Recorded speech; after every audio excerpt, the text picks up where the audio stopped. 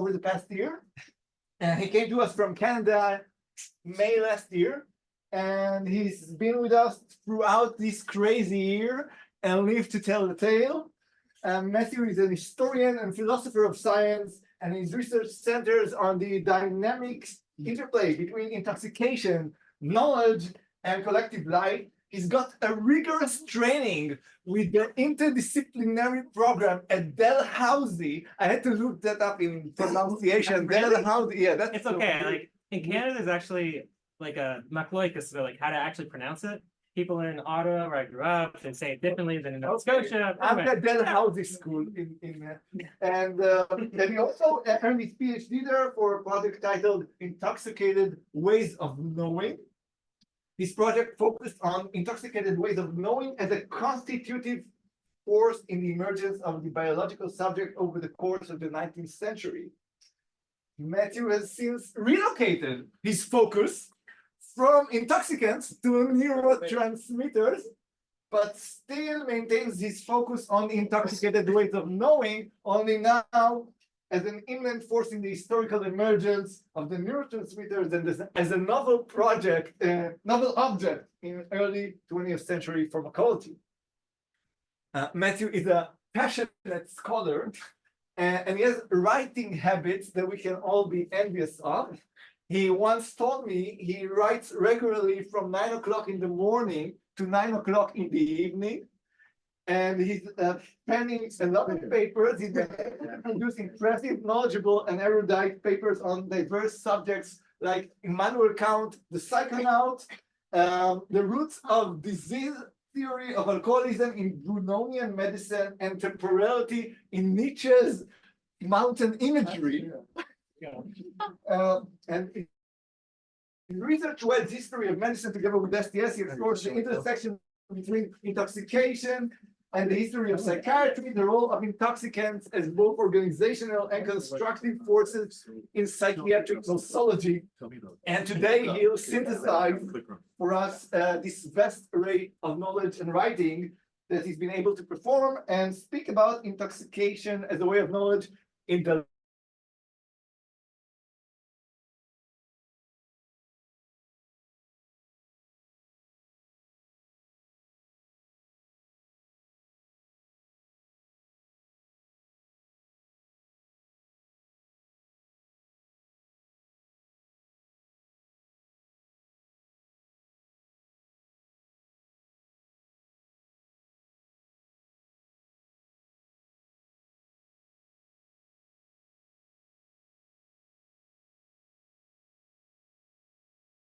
concept development, however you want to frame it. We've seen from the great men of history, heroes of science type narrative, which we are all painfully aware of. We are familiar with these internalist histories, broadly defined, where we see these internal conceptual changes. We try to track. This is also sort of conceptual history. We see these, gradual changes of concepts according to their internal conflicts, their definition, and how gradually we see concept shifts. This is especially popular in history of psychiatry. We've seen object-oriented ontologies, people like Latour and so on, who of course have thought it important to shift focus more towards objects, things, actors. Of course, there's epistemologies of method and practice a little bit more currently. People like Weinberger and people at the Max Planck Institute of History and Science are still very obsessed with this ever since, whatever, the last 20, 30 years or so. And of course, we also see styles of reasoning and the idea of national styles, which once again is like early 2000s sort of fixation, but still sort of in vogue. All of this is trying to get away from this internal conceptual history model and trying to focus on something greater or something more subversive that organizes and coordinates thought communities, if you want to use like a Fleckian model, or thought change. And then, of course, more recently, there's been more of a shift trying to bring it all together in terms of scientific personalities. But this is a very current concern of the Max Planck Institute. And basically, it comes down to, like, is it coincidence? Like, do we focus on Liebig as being an individual who's important in reforming organic chemistry? Or do we want to focus on like his personality as being part of the engine that led to the propagation of paper tools and the concept of the Liebig school in that program? Okay. But the thing is that none of this really speaks to the phenomena of feeling as important to the idea of knowledge formation. And so, what's the next one? So what of feeling? I think it's clear to all of us that when we think, we also feel. There's a huge, of course, philosophical tradition. This is famously Nietzsche's critique of Kant, is this distinction between feeling and thought as though they are something that occur separately. When in fact, we know ourselves that when the process of knowing is an emotional experience. You realize you know something on an emotional level. It's not just a math equation that goes to your head and you see the equal sign and it all weighs out. It's something that we experience. And we also go through the process of knowledge acquisition experientially. It's something that occurs in our emotive encounter with the world. And so how are we going to incorporate this into all the discussions that are just presented? For myself, it was clear that an overlooked and particularly acute element of feeling is, of course, intoxication. A remarkable thing about intoxicants is that they are objects on the one hand, but they force us to feel. Whether you like it or not, I mean, You like it? yeah, you like it, okay. And if you down the bottle of whiskey, it'll force you to feel. And that's historically been seen as like a quirky little side thing. The example of Kant that you gave, if you look at the history of Kant scholarship, overwhelming, he has some choice comments here and there about opium and spirits and their role in social life, and arguably also about the philosophy of imagination. But historically, scholarship has completely overlooked it because it's just sort of like a quirky thing.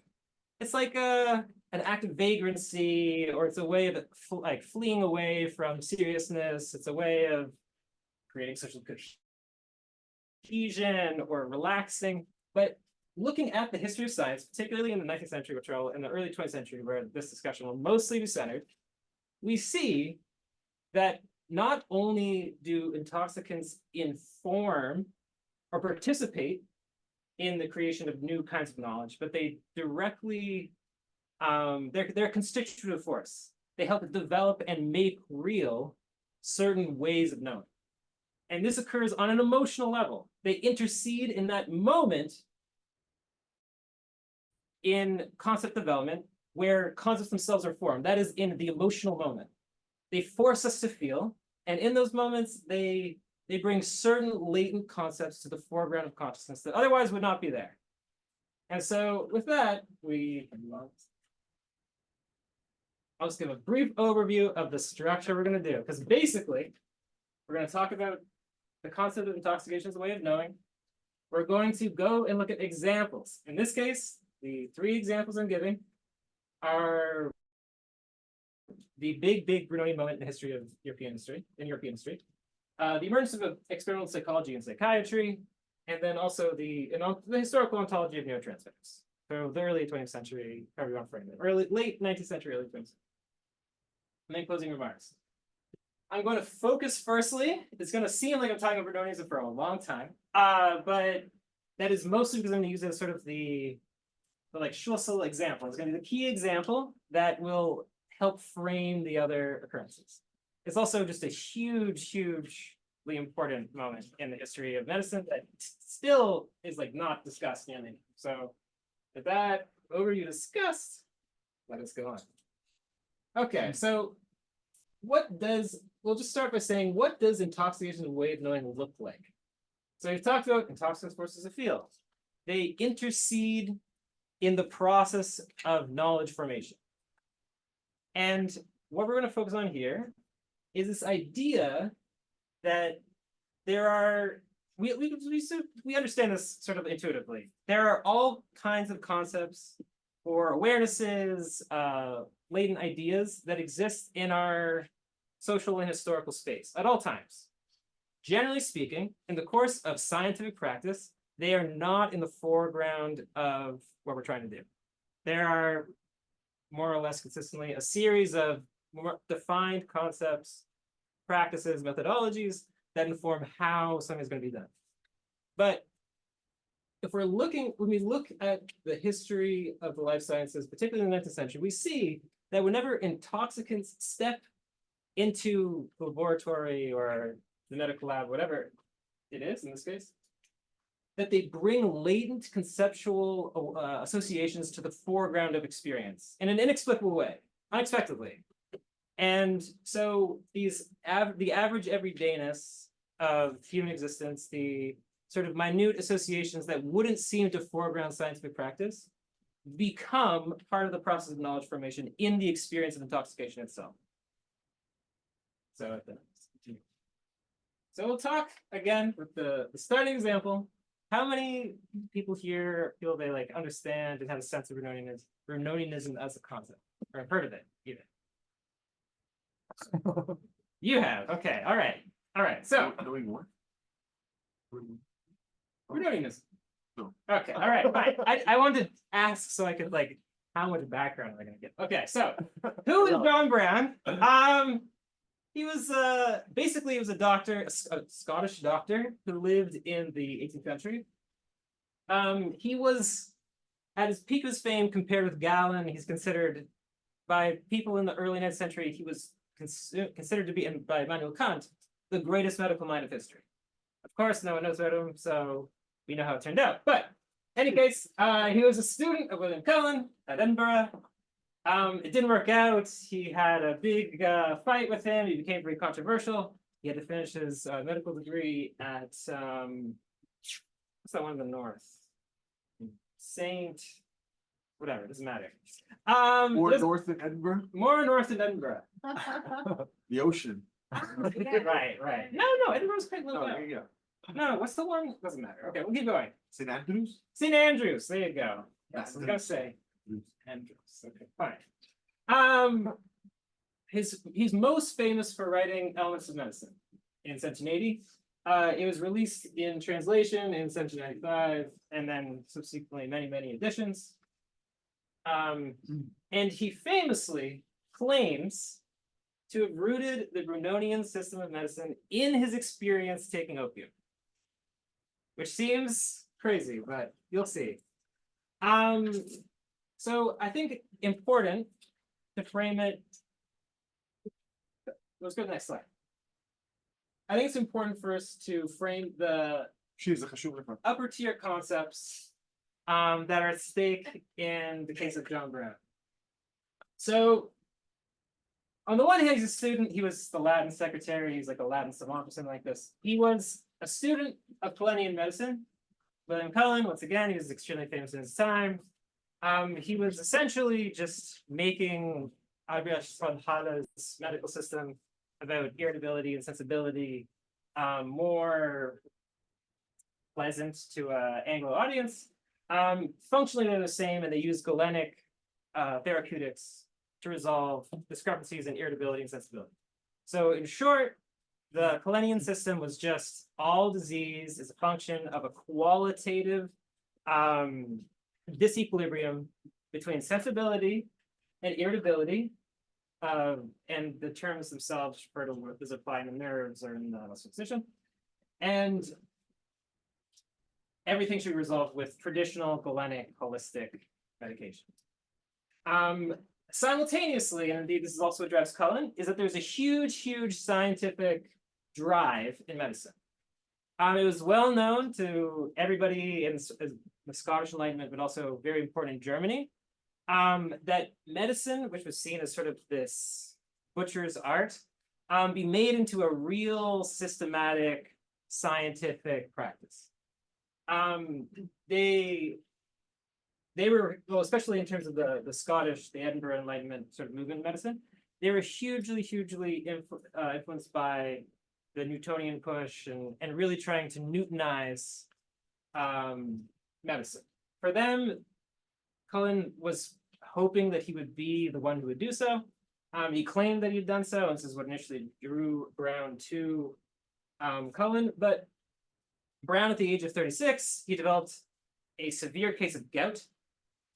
And he said, and Cullen and traditional therapeutics were unable to treat it. He said that, you know, it was how do you phrase it? It was a life of easy living had led him to this point, and he had repeatedly struggled to resolve it. So for him, it was, you know, suffering for so long, he turned to opium as the cure to his gout, and believe it or not, opium cured his gout. And he claims, this is what he argues, is that in the experience of opium, he came to a realization about the shortcomings of the Cullenian system. Namely, he realized that everything could be reducible to the, actually, this is what that the all medical treatment was reducible to the experience of intoxication itself, which is to say, every single pathology is a function of a disequilibrium in the amount of excitability, which is the vital force, and that the feeling of getting drunk or taking opium and getting high, that is a function of the increase in excitability.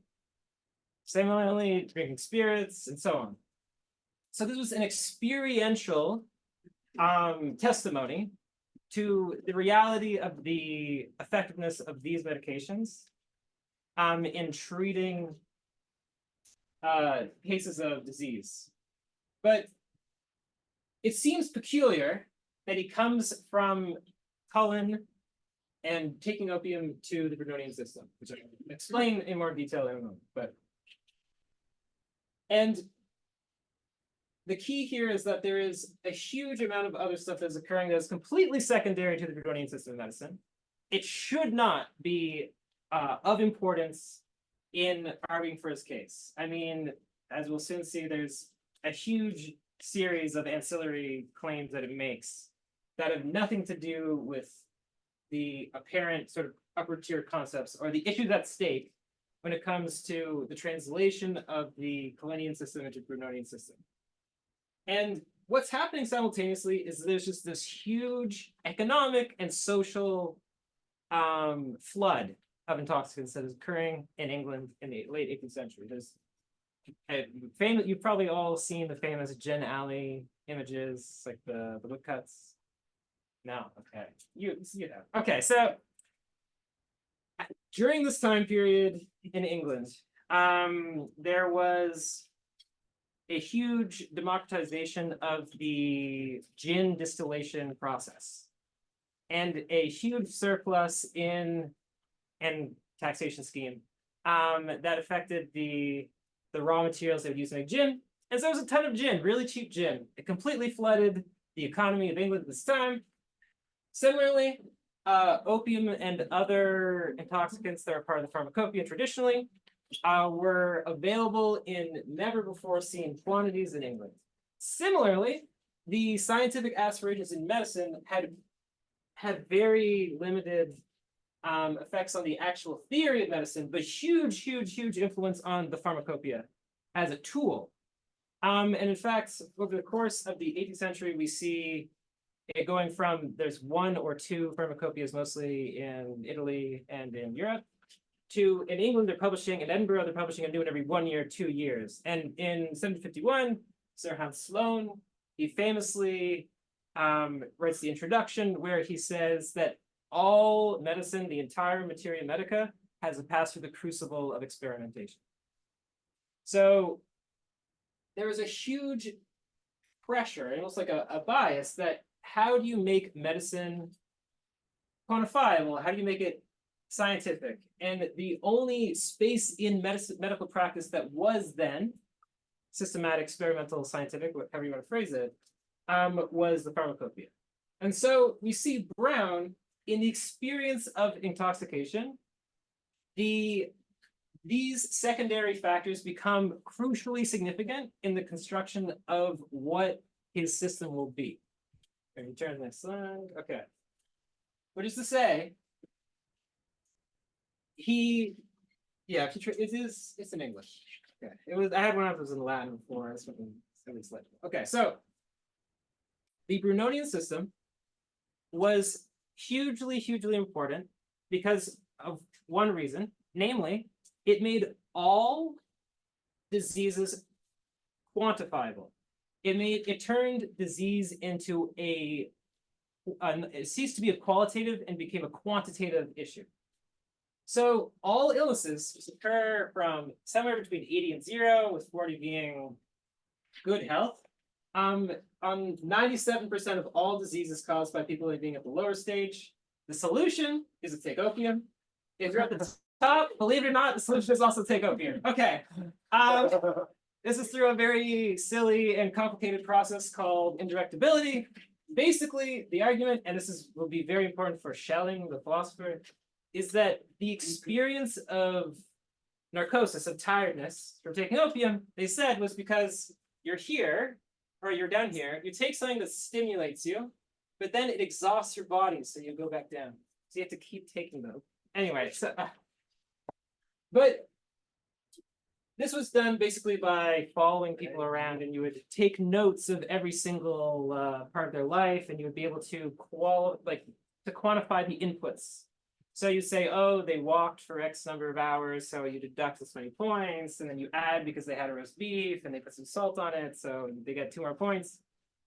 It's not exactly, we wouldn't uphold it as being very rigorous today, but in any case, it was then seen as the only quantitative medical model at the time. And at the center of it all was about the key to all therapeutics was modulating the experience of bodily excitability through application of stimulants, that is to say, opium and alcoholic spirits. And this seems like it would be, usually historians regard this as being like an oddity or sort of a fun moment in history, but it was hugely, hugely important for the Germans in the next century. Okay, particularly for romantic experiential science. And so what we're going to see here is not only is it taken on by a huge number of people. Yeah, this is a woodcut from Ernst von Feuchtersleben. He wrote a book of poetry about wine, opium, and tobacco. He espouses the creation of a Wein- und Rauch-Philosophie, like a wine and smoking philosophy. And so he has a series of poems that are like pseudo-Orientalist. And there's, of course, someone. It's vague. It's clearly he's trying to show someone smoking marijuana. But in any case, okay. So we're going to see again in each of these a recurrent model, which is each of them are going to change the Brunonian system, but they're going to do it in a Brunonian way, which is to say they're going to constantly reground the model for the system based on their own experience consuming intoxicants. They're going to reframe it based on what they subjectively experience as reflecting the most effective increase in excitability. So the first person who did this, and is the most important German Brunonian of the period, is Andreas Roschlaub. He was a physician in Würzburg. Individually, he didn't do too very much. He just essentially recast the entire Brunonian system in the language of Fichtean philosophy, which made it more appealing to Germans who initially felt that it was too British and mechanical. This was actually Schelling's initial in Von der Weltziele. He says that the Brunonian system is mechanistic and evil. And then literally a year later, he's submitting articles about the glory of Brunonianism in Roschlaub's journal. So Roschlaub had the idea, basically, he reframes it as a romantic.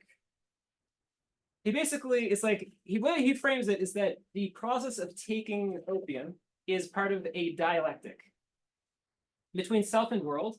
And it's this constant feedback loop. You can't be a self that's individuated from the world. There's no world without self, and so on. And so opium is actually the the principal symbol, you might say, or example of the mediation that occurs between self and world. And indeed, in Naturphilosophie, his famous book by Schelling, he actually gives the effects of opium as the prime example of cause and effect, like in general. Because this is the idea of indirectability in the Brunonian model, and so on. Tuning into it or in itself? In its the effect of taking opium and the way that it's brought into the body. There's a very complicated discussion about galvanic versus chemical processes and so on, but becomes the prime example that he has for cause effect in general. And the way he does it is because he argues that when we take opium, we see that there's Brunonian stimulus, and then there is indirectability. And in that, we actually see the two faces of the dialectic between self and world that occur at all times. So in any case, it's not like the most rigorous example that Schelling's using, but this is for him so important that famously, when you maybe have heard the Schelling, yes. Are you talking about just regular opium or derivatives of? No, just regular opium. So, because we'll know, we're talking about serotonin in a moment, but and in fact, serotonin is a romantic Brunonian, and I'm going to argue that this idea is directly participated in the creation of morphine. So at this time, it's just standard. In fact, they're using. Sorry.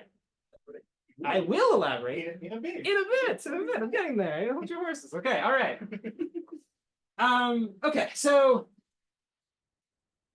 Boschab, he takes on and reforms and makes Fichtian, the Brunonian system. Schelling, he bases all of Naturphilosophie on the Brunonian system to an impossible and shocking degree. I mean, the fact that it's like so neglected in discussion is crazy because he constantly discusses Brown. His friend Johann Richter, who's sort of one of the great German Galvanists of the period. Similarly, he's very infamous for taking large doses of opium and then self-experimenting with electric pile on different organs and so on. Ernst von Feuchtersleben, he, like I said, he wrote a whole book about his wine and drink philosophy. He has a huge argument for how, in fact, so Ernst von Feuchtersleben is the person who popularized the language of psychosis and the word psychotic. He's also, many have claimed, the first person who distinguished psychiatry from neurology. As it turns out, he had interests. So in his textbook, he argues that all madness is essentially a dream state, and intoxication is a waking dream. And so using the Brunonian model, he argues that the state of mental disturbance is essentially a function of a disequilibrium, once again, in the vital force. And how do you resolve this is by proper application of Brunonian stimulants. What you see is that there's people constantly, they're taking on Brunonianism as a concept, but they're changing it slightly. They're constantly modulating it and reframing it in light of their own experiences. So in the case of Ernst von Feuchtersleben, he, for whatever reason, it was the scene he was in, he was really into hashish. That was really big for him. So he made this a very central part of both his Wein und Hauptphilosophie and also his psychiatry textbook, is that the hashish for him was sort of unlike for Brown, for whom he says opium is the vital stimulant par excellence, is that for von Feuchtersleben, hashish becomes the fundamental drive of life itself, and indeed of achieving equilibrium in the mind. Humphrey Davy famously, of course, discovered nitrous oxide. His supervisor was Thomas Beddoes, who you might have, if you went a few back, you don't have to. He actually wrote the foreword to the English translation for Brown, and sure enough, when Humphrey Davy inhaled nitrous oxide for the first time, he said that it was a Brunonian stimulant. And That's coke. yeah. Coleridge as well, and also Thomas Quincy, who wrote Confessions of an English Opium Eater. Both of them are friends with Brown, and they likewise subscribe to the system. Lawrence Oken, I won't keep going on with these too ongoing. Lawrence Oken via Schelling.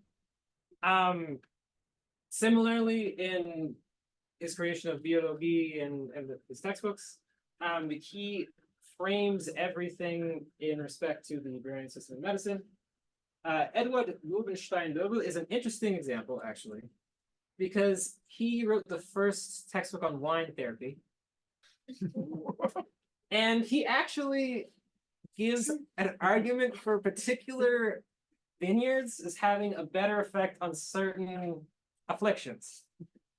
So he is he's a fun example though, because he's someone who he once again alters the Brownian system in like a very transparently partial way. He's basically saying like, I like white wine, therefore but he writes a whole textbook about it, and indeed in Wildt's book it achieves like a certain degree of popularity and a following.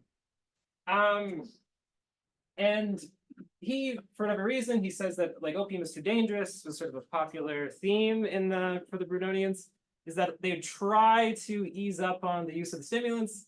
They prefer like a little bit of beer. So like Kant, for example, famously, he was scared of opium, but Kant every day, first thing he would do was very quickly smoke his tobacco pipe.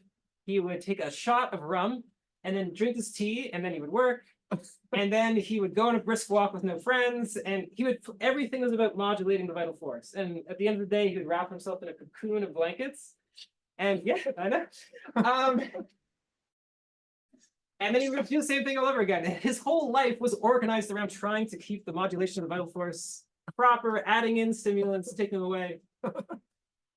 And we see that this experiential testimony to the reality from the perspective of the vital force, and they do actually say this. So, right, in the Germans' case, it's very interesting because, of course, at this time, the whole Kant's scientific epistemology weighs heavily on this effort to create medicine into a science. And they argue, and indeed it was very widely accepted, first argued by Boschel, that the fact of the vital force fulfilled the criteria of apodictic certainty, which is a crazy argument. But in any case, and because you could measure a certain amount of vital force and measure the amount of intoxicant adding in, it became mathematical and so on and so on. So this was sort of seen as fulfilling the requirements of Kant of it being a true science. This is how they make medicine in Germany into a true science, is by making it Brunonian. And we will see how this has direct effects both on how medicine is practiced and also on the creation of new things in the world, tangible things that continue to affect our reality, which is, go on the next slide. We can briefly talk about serotonin and morphine. So many will be aware he's credited with isolating the Principium Somnifero in 1804. But of course, if that's true, then he's not the first person, right? Because there was a huge number of French experimentalists who, prior in the 18th century, tried and succeeded to extract something from morphine, a crystalline extract. The interesting thing was that none of them declared it an alkaloid. And the argument was that it was impossible for a plant alkaloid to exist. It was an underlying assumption of organic principle analysis at the time that there were plant acids, but there cannot be plant alkalis. And so whenever they would use a litmus test and they would get the wrong color, they say it's a potash contaminant. Similarly, they were against human testing. None of them took it themselves. It's sort of there's like a big discussion about it. So like the German romantics are very much into the self-testing, whereas the French mechanists are much more, they do only animal testing or they don't test it at all. They're more interested in like organic principle analysis. So like what is they don't even have like Liebeschian, chemical analysis, but they're trying to understand what are like the constituents of a plant. Like what are the smallest pieces we can break a plant into?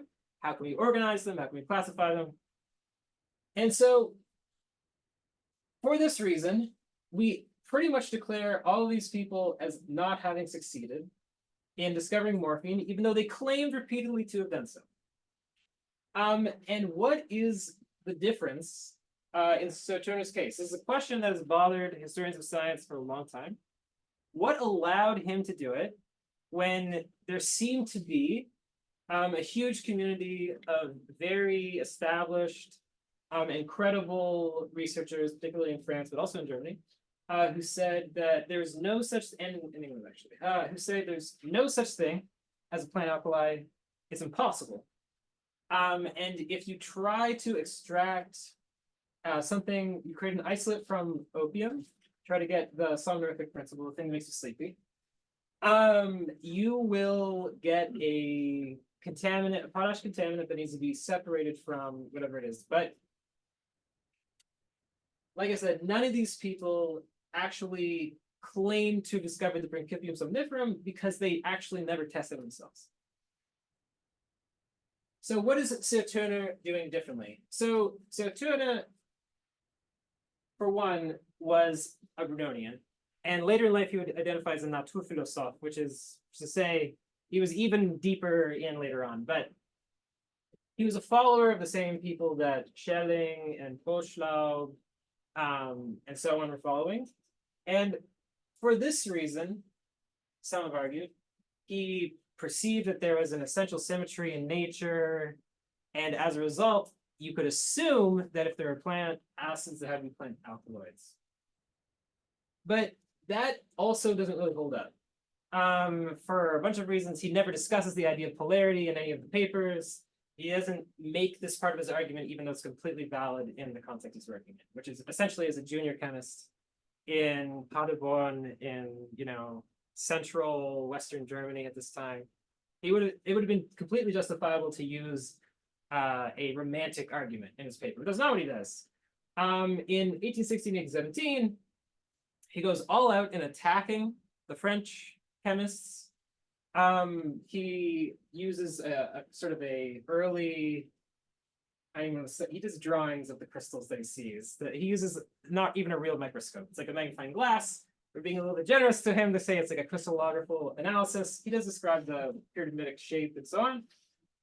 This is what he's trying to do. He's using this to show that the French don't know what they're doing. But most importantly, he creates, using the same techniques as Delvoye, he gathers some sort of isolate, and then he gathers 3 local boys with himself, and they all take a half a gram, which is crazy, half a gram of the isolate, and nothing happens. So they take another half gram. And very quickly they start to fade out. So the solution is they all start chugging vinegar until they vomit, and miracle, they all survive. Okay, so the first thing that he writes is that it increased the excitability everywhere. Is that what we see in the case of morphine, the first, and also when he named, that paper is where he names it morphium, and also where he declares the existence of a class of materials called alkaloids, like thereby creating, in the sense of historical ontology, creating a novel kind of thing that can exist in them. And at the center of it is the experience of intoxication. And it's clear for Turner, and within the Brunonian construct, the conceptual formation that you see that follows all of the sort of German romantics that I've discussed here, is that it's only in the experience of intoxication that morphine can exist as an object of.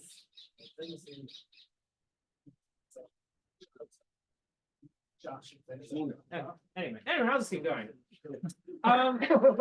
It's only in the experience of intoxication, which has to be felt in your own by your own most self, that it can testify to the existence of a Principia somniferum.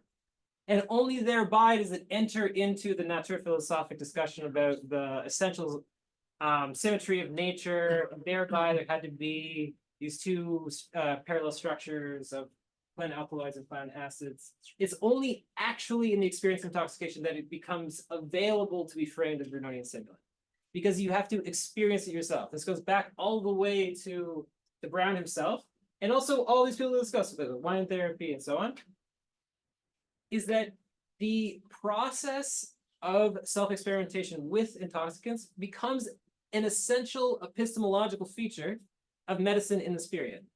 It is foundational. It gives testimony to both the viability of the therapeutic, but also testifies to the underlying character of pathology and physiology. Is this a national thing or is this across the borders, English? Yeah. So it's weird because in England, Brown was really unpopular, and then when the Germans took him on and they wrote all these textbooks about Brown and how amazing he was, in this time, and so before English Romanticism really took off, they were mostly Germanists. So like Coleridge was a Germanist. The person who wrote Confessions of an English Opium Eater was a German translator by trade. They were hugely invested in the Germans. So they retranslated. So Brown was translated to German and then retranslated to English, and then he became huge. So yes, it was across borders. It was much less popular in England. There's an argument. So like this is kind of an issue with Canguilhem. For example, he says like Bernard is this hugely important figure in the creation of medicine as a quantitative science. But if you look at Bernard's teacher was a Brunonian. So like the French get it more indirectly, but they do a little bit. It's hugely popular in Germany. Like you can't escape it for the period between 1799 and 1815. And then it becomes part of this whole liberal revolution.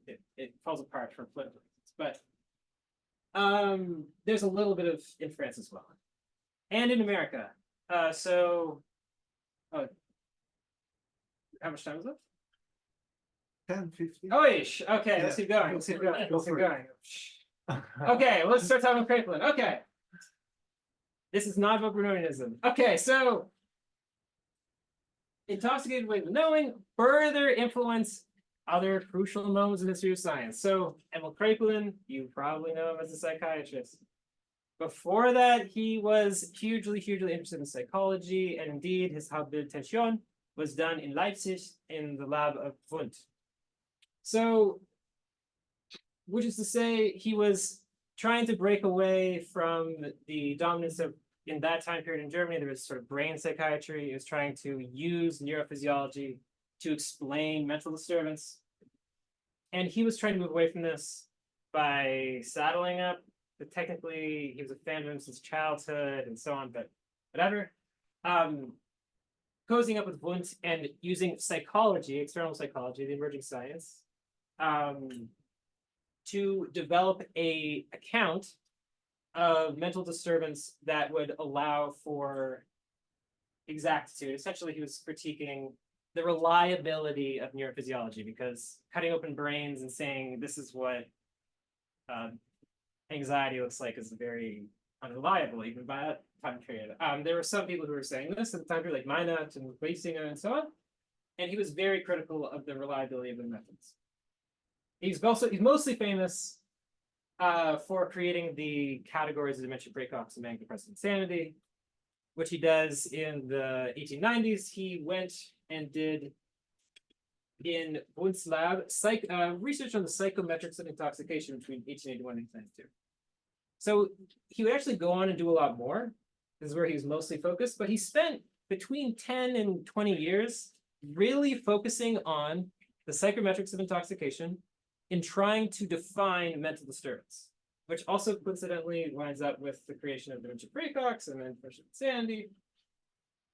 And in short, since we have not a lot of time, next slide. In short, he developed a science that he called pharmapsychology, which we now call psychopharmacy, but we changed the order of the words, fine.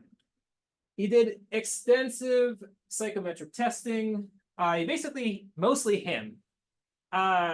He would give subjects alcohol, formaldehyde, amyl nitrate, caffeine, morphine, chlorohydrate, chloroform, ether, cocaine, and some other ones. And then they would do different psychometric tests. So simple discrimination, choice reactions, but also reading speed, arithmetic. They'd have to memorize streams of numbers. And what we see here is published in his 1892 textbook, which is the first book ever on the psychology of intoxication. And what we're seeing here is the dynametric. So this is reaction time, obviously. This is the dynametric like grip strength. And this is reaction time in terms of the intellectual and sensory processes. This is very interesting, actually, because he's saying that morphine is a mental stimulant, but it slows your muscle response. And he's saying alcohol is a mental, it makes your, it's an inhibitory of the mental process, sorry, and becomes very outspoken about it. But most of these drugs that he studied were inhibitory on the mental processes, except for morphine and tea. Why this matters, though, is because it's actually in his textbook, it's clear that it's the subjective experience of intoxication that informs the parallel structures that he develops. We see here of dementia praecox and manic depressive insanity. So we see here, like I said, there is this category, which is, we could just say they're intellectual sensory stimulants, and these are all intellectual sensory inhibitors. In his textbooks that are written through the 1890s, how does he define what becomes known as schizophrenia, dementia praecox? He defines it as an inhibition of the apperceptive process, which is word for word what he says in 1892 about alcohol. In his project, the goal was to establish apperceptive process. So like in Wundtian psychology, and to a greater or lesser degree today in psychology, which depends on who you ask, but they break, so like consciousness is a unitary phenomena, they argue, and it's broken into several sub-processes. So there's sensation, and then apperception is the process of gathering together sensations into perception, like proper. And then you then have will and muscle response. So there's various parts. What he's arguing is that a break at any point in the conscious process would cause mental disturbance. He's saying, what is a hallucination? It's something somewhere in the apperceptive or perceptive process that is normal, like is the structure of all consciousness. There's somewhere an aberration. And he says in schizophrenia, what Bloyle calls schizophrenia, what he calls dementia praecox, is that it is a perception, it's some sort of disruption in a perception, which he also says is subjectively the cause of the effects of alcohol and these effects of alcohol, as he says it himself. And the key to it is that he would never actually explicitly say this in his psychiatry textbook. Instead, what we see is that almost all of these experiments were self-experiments. There's a few other people, but mostly they were self-experiments. We see how, in his own words, the subjective experience of consuming alcohol, the way he understands his own experience subjectively is that it's an affectation of the apperception. He describes like the way sounds change, the way that thoughts move, and then correspondingly he constructs it with the aid of these psychometric tests. But at its most basic level, what we see is that it's his experience consuming intoxicants that inform his sense that dementia praecox is a disease of inhibition of a perceptive process, and correspondingly, he says about manic depressive insanity that it increases the force of impressions, which is exactly likewise what he says in 1892 about the effects of morphine, is that it increases your ability to receive impressions, and so you can respond faster. This is his argument. This is his subjective experience taking, which he says is subjective, and then he corroborates it using psychometric tests. But what we see is that the experience of intoxication itself is what makes possible a convergence of certain types of claims about the mind and the body. Which is to say, it's not possible for him to make the kind of claims that he makes, I argue, without doing the experiments on himself. It is only in the actual experience of intoxication that he is able to conflate, you might say. Like externally, it looks like conflation. These more or less unrelated concepts. And they occur to him or to any of us as being self-evident in light of the perceptual effect of how So we experience it in the actual state of intoxication. To say like it's the point of conceptual confluence. I'm trying to squeeze through at this point. All right. Neurotransmitters is going to be really short. Okay, so in short,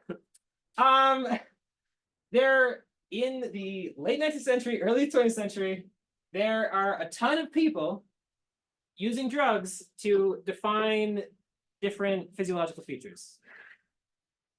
These are primarily people concerned with University of Cambridge in the late 19th century, and are hugely important in using chemical tools to describe the structure of the involuntary and the voluntary nervous system, which they themselves are the terms that they defined, and a lot of concepts that we take for granted in neuroscience, they come from these people.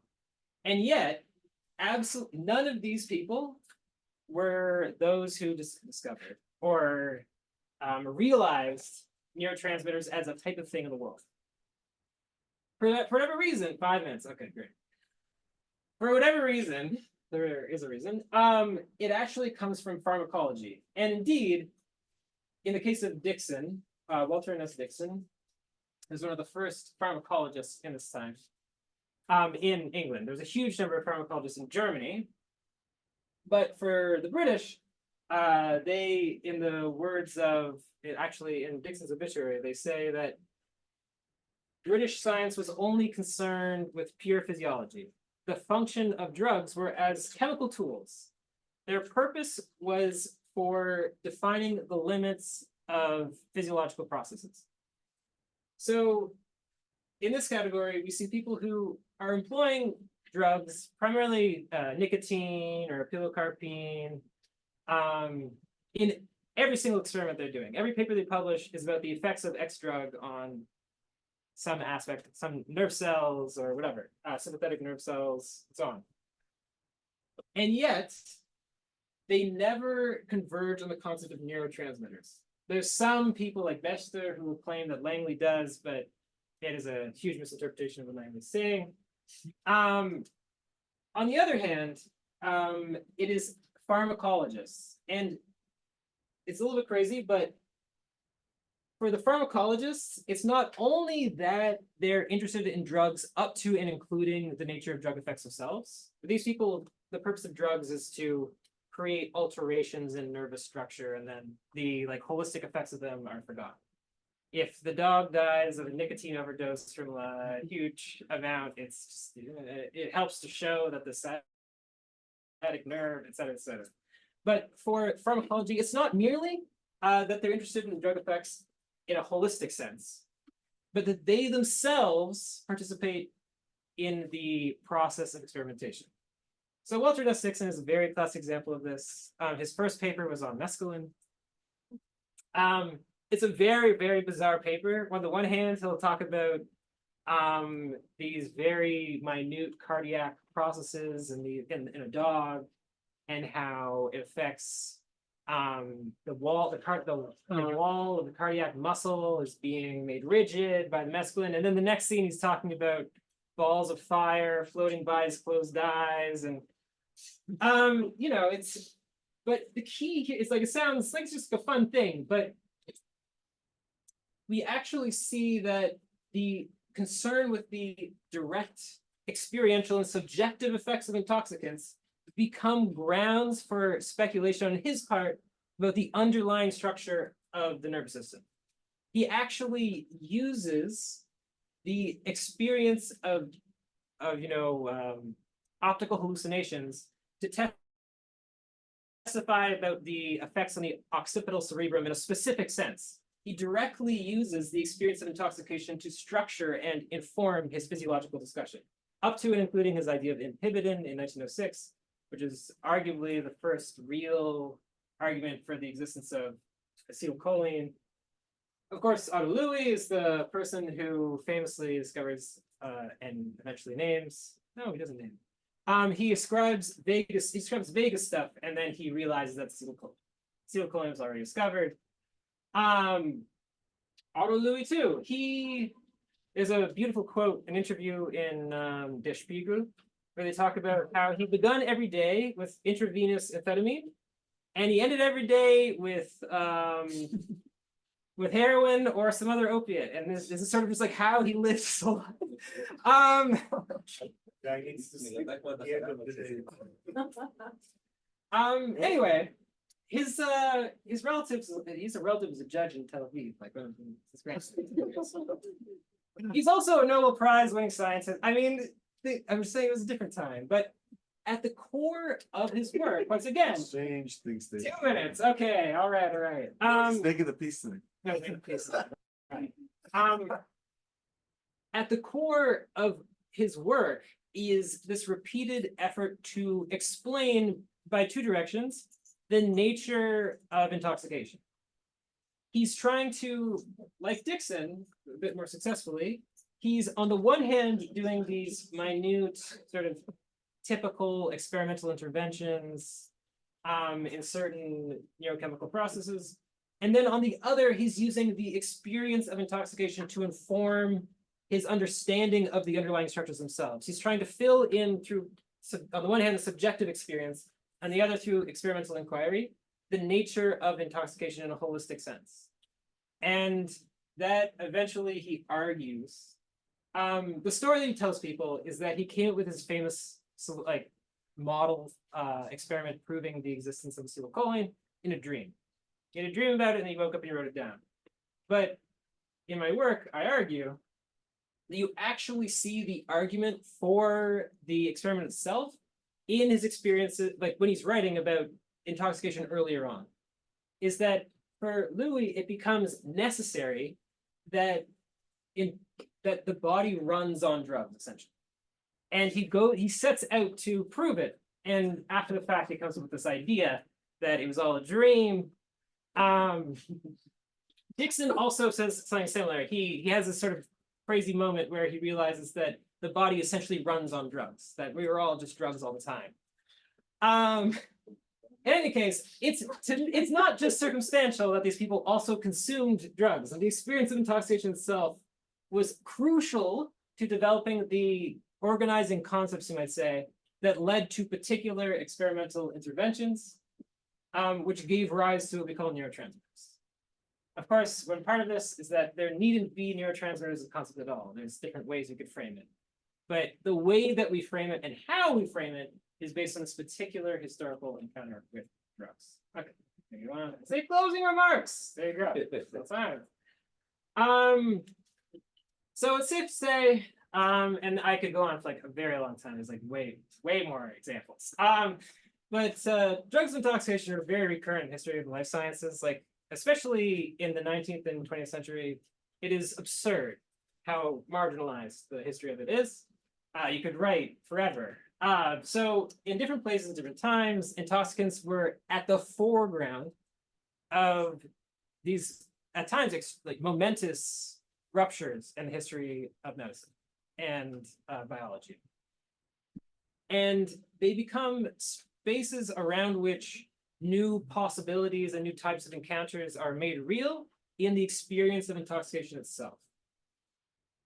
There's, in terms of how we could discuss this in terms of other areas of sciences, I think it's a little bit less direct. I mean, there's certainly in the history of chemistry, there's some examples I can think of, but for the most part, it's most apparent in the life sciences. And this is because there's a feedback loop that develops, of course, is that you're not just, it's not just someone doing drugs and then they become inspired and they do chemistry or something like this. It's that when they consume intoxicants, they are also participating in a testimony about the nature of the mind and the nature of the body. It brings them into a certain relationship with themselves, and then they bring that into the laboratory.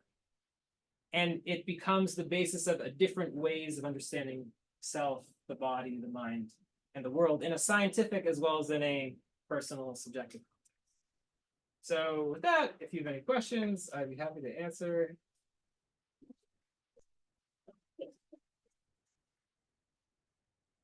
Yes, please. Thank you. That was really, really fascinating. And I'm sorry to start with this question because Please. you deserve a deeper question. But would you just mind mapping Freud into? Oh yeah, this so story? that's great because no. It's actually it's very interesting because He loved it. he not only loved it, he not only wrote 3 papers about it, But Freud himself, if you look at the history of Freud, like early Freud, he was essentially a neurophysiologist, right?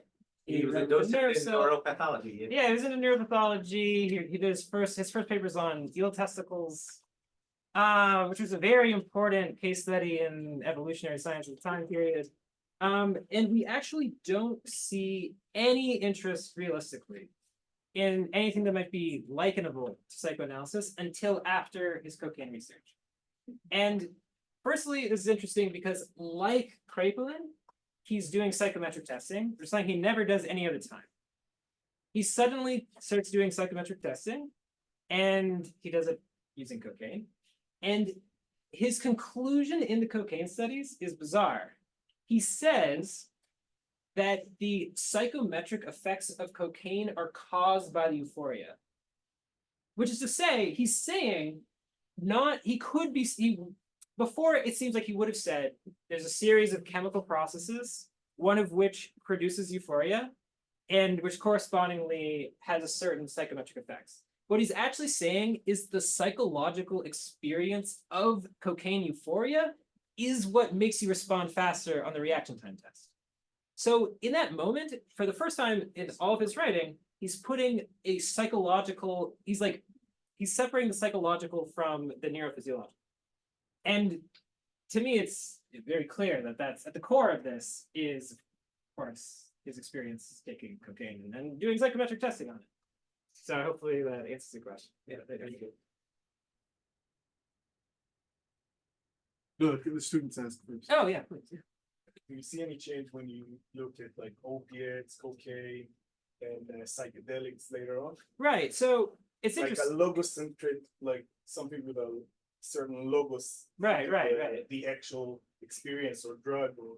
So it's an interesting discussion. So on the one hand, I'm inclined to believe that all drug experiences are essentially historical, which is to say, it's clear that for the romantics, I would say it's not universalizable according to each drug, because each drug is different in different contexts, of course. Like we said with the romantics, they thought that opium was a stimulant. Nobody would really say that now. People pass on the sidewalk, like, do you feel a lot like so clearly there's like divergent opinions in terms of historically how the feeling of intoxication manifests, even within a given drug. But to answer your question more generally, of course, I mean, there's different. I'm trying to essentially argue for intoxication a way of knowing is like an epistemic modality, something that can be transferred across all these different contexts. But of course, to your point, Like knowledge by acquaintance. yes. So, but in any case, there is differences according to each drug, but it's always completely situated and contextualized. So, like the way they define cocaine in like the early history of it in Europe. Oh, I'll give you another example. In the history of 19th century experimental science, they believed, based on their reports, that Chinese opium smoking was a different drug. The reason for this was because the reported effects were different. And so it had to be assumed that it was a different drug. It was based on the process of heating it would destroy the morphine and it would create a decomposition product that had different alkaloid content. It becomes a huge thing that technically the American Senate in the 1940s used this as justification for Cocaine versus. for their drug regulation, and they were trying to argue that actually opium's good or something. It's because it was In the in the 1940s. It's a But, very like- crazy moment. like most of the acts against opium were far earlier than that. No, exactly. Well, before you actually see that it was informed by the belief that there is a different chemical composition. That's why, for example, they say, if a white woman smokes opium, she'll become a prostitute, and so on. Like, there's a different, based on the assumptions. What I'm trying to say here is like the way that you define cocaine in this context as a different. What I'm trying to say, it's always situated. So like the way that cocaine was defined versus how opium is defined versus opium smoking is defined fundamentally changes the way that it interacts with both people and within the sort of experimental inquiry. and correspondingly intoxication is rape. You might say. Yes. Can you kind of segue the whole thing? Because I'm trying to go through the whole, since the actual isolation, as you call it, of morphine, the actual beginning of the 19th century, till the actual beginning of its like pharmaceutical, basically, Right. how do you say, Industrialization of industrialization okay. somewhere in the middle of the 19th century. yeah, in like So you the want in 1820 is when Merck factory first started producing pallets. 1820, 1820, I know. Yeah, no, Early. No, it was only actually in the 50s in this when Yeah. the syringes became. Yeah, it was only and that becomes this whole thing. But yes. But so into this time, like, you're creating actually like a century between actual beginning of, where industrial use of morphine to the part where still people didn't know anything about like what contents different type of opioids had. Like when you're discussing in the 1940s, people. Oh yeah, no, it's shocking. I still am shocked by it. I was shocked. I don't have a very good explanation for it, other than my argument is that what is something I call opium science, which was in the 19th century, they were trying to understand the chemical composition of opium vapor using various experimental methods. It's actually very fascinating. For whatever reason, it's sort of like opium science never came to a conclusion. They all agreed that it was impossible to sublimate morphine on a chemical level. And this was considered the dominant position until the 1940s. And then opium smoking ceased to be a problem for Europeans for the most part. And people in England, with the exception of during World War II, it was very fashionable in France. And people like Ernst Jünger would go and smoke opium with Picasso. It was a whole moment. Okay. But all through that time, but- they also started, isolating heroin and. Right, of course. So, through the 1920s, all the Shockingly, yes. synthetic opioids. So- Shockingly, there are hundreds of papers that are published testifying to the chemical impossibility of sublimating morphine, except under extremely controlled circumstances and only in very small quantities. And it was actually never resolved experimentally. We just now assume that it is volatilizable and that is the cause. It was actually never resolved in sort of an experimental head-to-head. It just ceased to be like a social problem, and then chemistry just sort of moved on. It's very fascinating, actually. Okay. But yeah, and there's in 4 languages they've written about it. It's very yeah.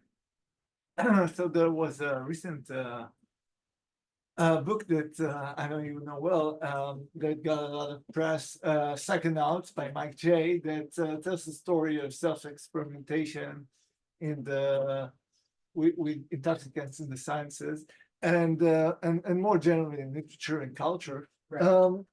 And I'm wondering how you see the legacy of this movement. Has it had a long-term impact, and what's the place for these forms of intoxication? Can they still have a place? Do they still have a place in today's science? Right. Yes, very interesting question. So obviously, as you know, I don't know other people know, but the thesis of Mike J's book is that self-experimentation with intoxicants in the 19th century helped to give us the concept of mind. It helped humanity, or European science, however you want to phrase it, discover the mind.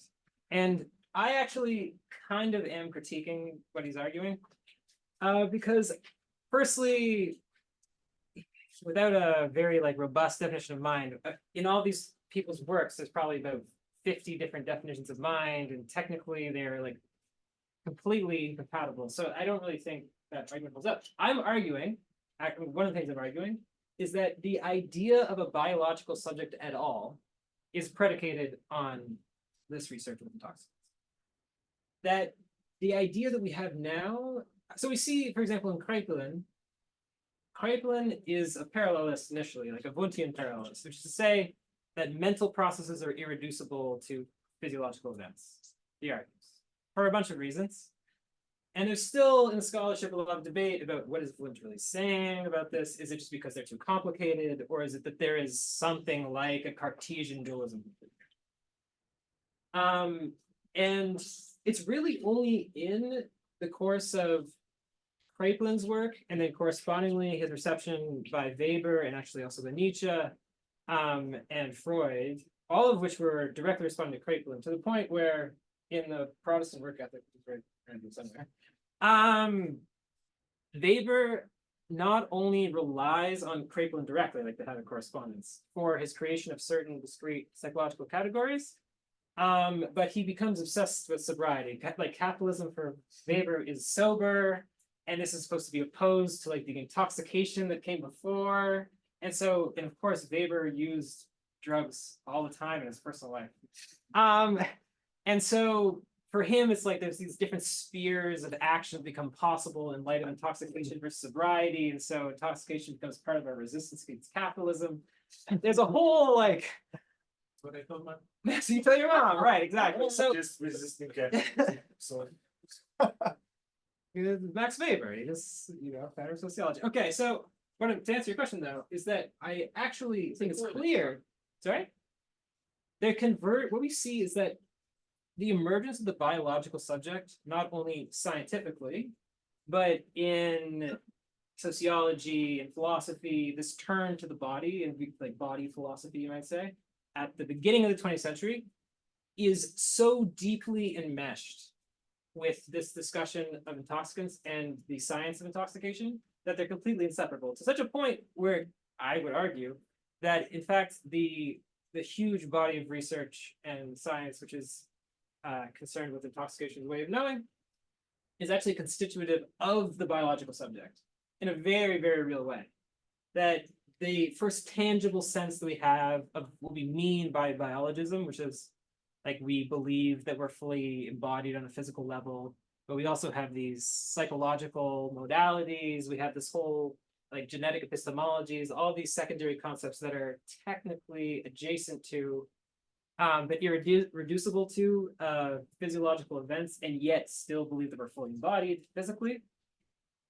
That is the first time you actually see this is in Kraepelin's research, which, like I said, it goes on to Weber and all those other people. So yes, I believe that the biggest thing you can take from all this is that the biological subject as we have it is hugely, hugely impacted by intoxicants historically in terms of scientific research. In terms of where in the future, I think it's hard because a certain, even in like Dixon's time, it was sort of nutty.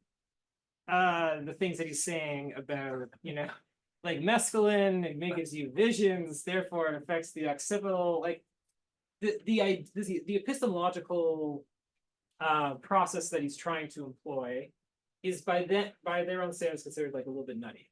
Today it's even more difficult, but I think it's more clandestine. I think, look, we're always already surrounded by intoxicants. They're a huge part of our life, and they always have been. They're unavoidably enmeshed with the structure of society, but also scientific practice. I think part of the process of science, as I'm sure we're all aware, is to conceal the particular and the contingent that is so like part and parcel of the actual practice of science. And a huge part of that is, of course, the people at the conference going for drinks, the people, those are parts of science, like how science is made. And yet the practice of science itself is about concealing it. So yes, of course, it's always going to be a part of science. I think it's unavoidably part of science. And I don't think it's going anywhere, but it's just easier to conceal now.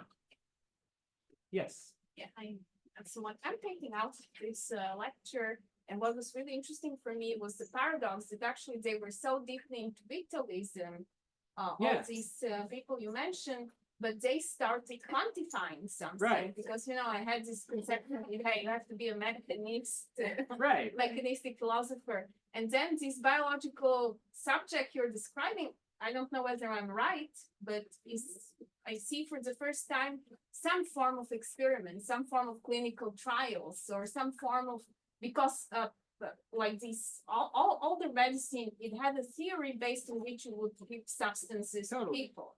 And this is the first time, let's try, what does this when I consume? So it seems to me it's also the start of this experimental subject in a sense. And then my question actually is to push it a bit outside of these epistemological issues, which are fascinating, into, are there any interesting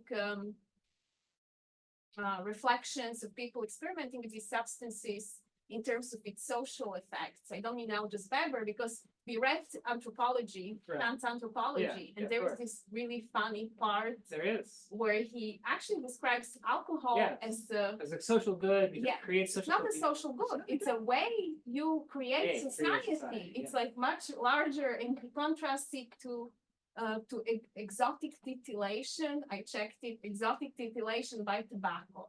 And that's, something that turns you only to yourself and you're like obsessed with your this. So he basically makes alcohol is a Western substance of democracy, while tobacco is looked down as this exotic substance that makes you weird.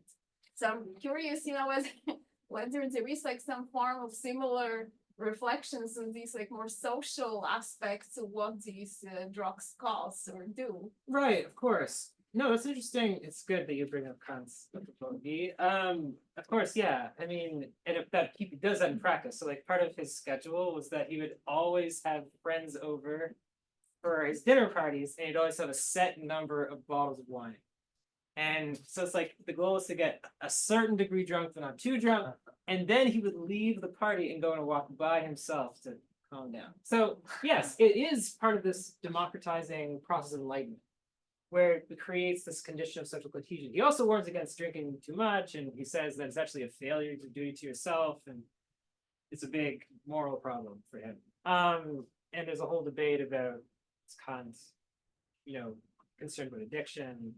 But he didn't go into this epistemological questions. Right. All these other guys seems like they were much more into some theory of mind.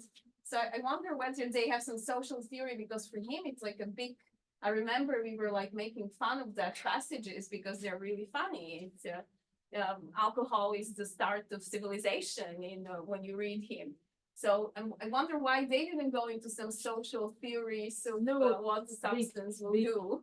They do, to a greater degree, but once again, they're much more concerned with these other sort of things. So if you want to talk about Clayton, for example, he is this sort of arch German degenerationist who is very, very concerned about the effects of alcohol in society.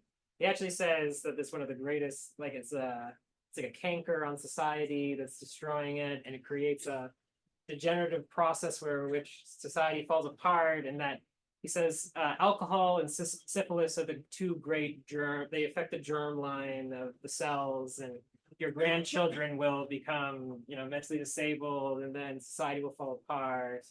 So yeah, he didn't drink alcohol personally, he just did all these other drugs apparently, but or only experimentally. So yes, they are concerned about it, like hugely. And in fact, Franklin's work on he developed the work curve that Weber later takes out. And his idea of the work curve is based on the effects of alcohol. And so technically the concept of neurasthenia is based on the effects of alcohol and how it atrophies the will. So there's a huge social anxiety, especially with people like Franklin. Earlier on, I would say, like for the Brunonians, there is. So we can talk about Kant once again. He told his secretary, or rather his secretary wrote down, his secretary Wazianski, he told his secretary that the Brunonian system was part of the process of enlightenment. And the reason for this was that it actually fits well with his Vastus Uphill argument, where the whole idea is that the Brunonian system is that great democratizing force when the average person can better understand their health and better acquire the means to cure themselves. They don't have to rely on these incredibly expensive and complicated galenic compound remedies. And that it forces them to be aware of their health. And we see that him doing that in practice. So there is a social awareness. Some of them, these guys were a bit less concerned with this sort of thing. You could say like Coleridge and these others, they were aware of like the phenomena of the English opium eating, and they thought that it was like a double-edged sword. But ultimately, they also saw it as a means of maintaining health, because you're taking the life stimulant products and loss.